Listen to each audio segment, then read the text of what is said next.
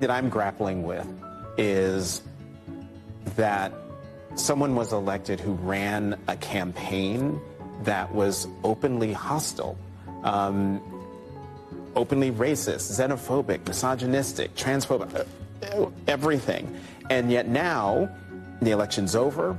Folks accept the results, but now how do we move forward when we know there are people have people in their families who voted for him? They work with people who voted for him. They live next to people who voted for him. How should we deal with those neighbors, co-workers, family members? Well, first of all, we have to remain passionate about protecting these most vulnerable people. You're absolutely right. If this new president does half of what he says, there will be so many of them in danger.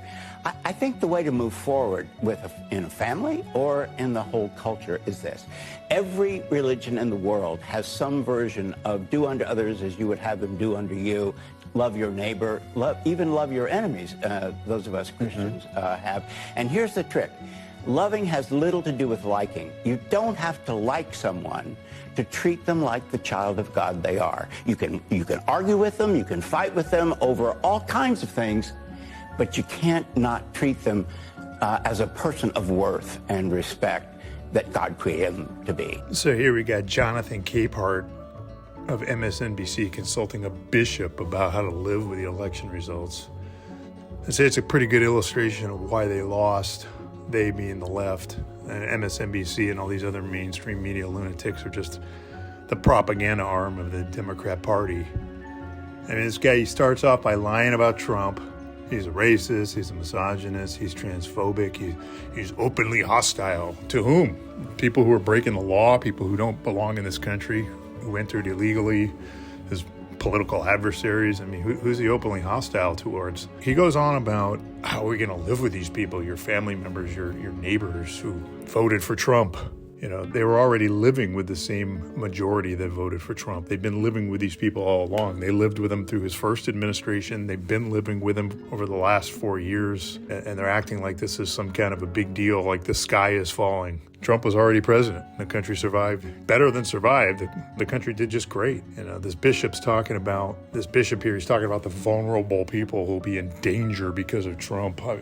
Who? Which vulnerable people is he talking about? Again, with the outright lies, the explicit lies, the implicit lies. In other words, the implicit lie is that what Trump is going to round up people, and we're already hearing this in some other mainstream outlets, where they're suggesting that Trump is going to round up people who are not white, whether they're citizens or not, and have them deported.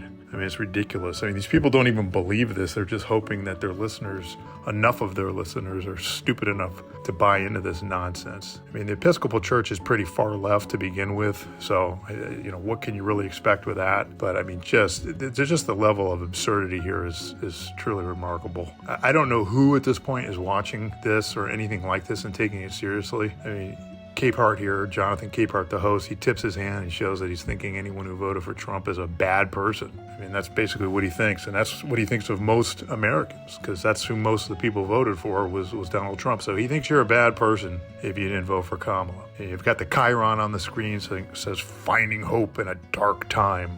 A dark time where the economy is going to be booming, law and order is going to be restored. You're not going to have women playing men's sports. It's just ridiculous. That's what they consider a dark time, though, evidently, is a Trump presidency. All those things are a dark time. The majority getting their way is a dark time. This is the same party that said that we should get rid of the Electoral College in favor of a national popular vote, because they typically win the national popular vote, whether or not they win the Electoral College. Now that we've got Trump going back to the White House after having won both the Electoral College and the national popular vote, now they don't know what to say.